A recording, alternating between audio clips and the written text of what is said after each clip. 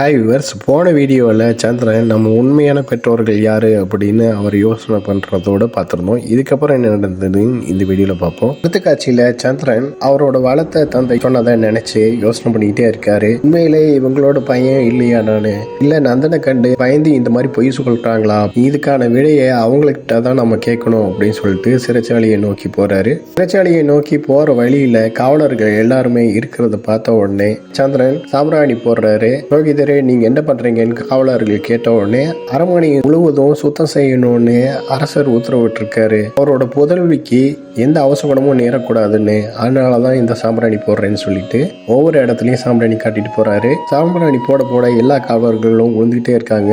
சாம்பிராணி போட்டு முடிச்ச உடனே சாணக்கியர் சொன்ன விஷயத்த நினைச்சு பாக்குறாரு. இது ஒரு விசேஷமான விபூதி, பகைவர்களை கொல்லாமலையும் காரியத்தை வேகமா முடிக்கிறதுக்கும் இந்த விபூதியை போட்டா எல்லாருமே மயக்கம் போட்டு விழுந்துருவாங்க. நீயும் அந்த சாம்பிராணி போற நேரத்துல பூச்சை விடாம இருக்கணும் அப்படின்னு சாணக்கிய சொன்னதை நினைச்சு பாக்குறாரு. அடுத்த கட்சியில சிறைச்சாலையில சந்திரனை வளர்த்த தந்தை சந்திரனோட வளர்த்த தாயை திட்டிட்டு இருக்காரு. நம்மளுக்கு இப்படி ஒரு நிலைமை வர்றதுக்கு காரணம் நீதான். நம்ம எதுக்கு வேற ஒரு குழந்தைய தத்தெடுக்கணும், அந்த குழந்தைய அப்படியே விட்டுருக்கலாம், அது புயல் மலையில இறந்து போயிருக்கோம். அந்த மாட்டு தொழுவத்துல நம்ம இப்படி தூக்கிட்டு வந்ததுனாலதான் இந்த மாதிரி மாட்டிக்கிட்டோம். நீ செஞ்ச காரியத்தினால நம்மளோட நிலைமையை பாத்தியா அப்படின்னு அவர் சொல்றாரு. மாட்டு தொழுவத்துல இறந்து போயிருக்கோம்னு சொன்ன உடனே பூரா முழிச்சு பாக்குறாங்க. இவங்க ரெண்டு பேரும் பேசிட்டு இருக்கிறத சந்திரன் ஆரம்பத்துல இருந்து பார்த்துட்டு தான் இருக்காரு அதே இடத்துல. ஆனா சந்திரன் வந்ததை அவங்க ரெண்டு பேருமே கவனிக்கல. மாட்டு தொழுவத்துல இருந்து எடுத்த விஷயத்த கேட்ட மூரா பதட்டமாகி எந்திரிச்சு வந்து, நீங்க இப்ப என்ன சொன்னீங்க அப்படின்னு கேக்குறாங்க. சந்திரனோட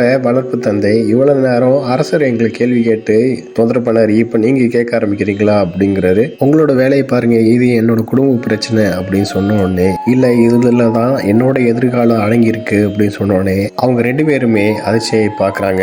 சொல்லுங்க, அந்த பச்சளம் குழந்தைய எங்க இருந்து அதை தூக்கிட்டு வந்தீங்க, எப்ப தூக்கிட்டு வந்தீங்க, அது எப்படி இருக்கும் அப்படின்னு சொல்லிட்டு மூரா கேக்குறாங்க. அவனதான் நாங்க இப்ப சிறையிலேயே இருக்கோம், 3 முறை மகதத்தை தாக்கி இருக்கானாமா, அவன் இறந்திருக்க கூடாதா அப்படின்னு சந்திரனோட வளர்ப்பு தந்தைய சொன்னோடனே, அப்படிலாம் சொல்லாதீங்க, என் வயிற்றுல சுமக்கல தான், ஆனா அவன் எப்பயுமே என்னோட மகன் தான் அப்படின்னு சொல்றாங்க.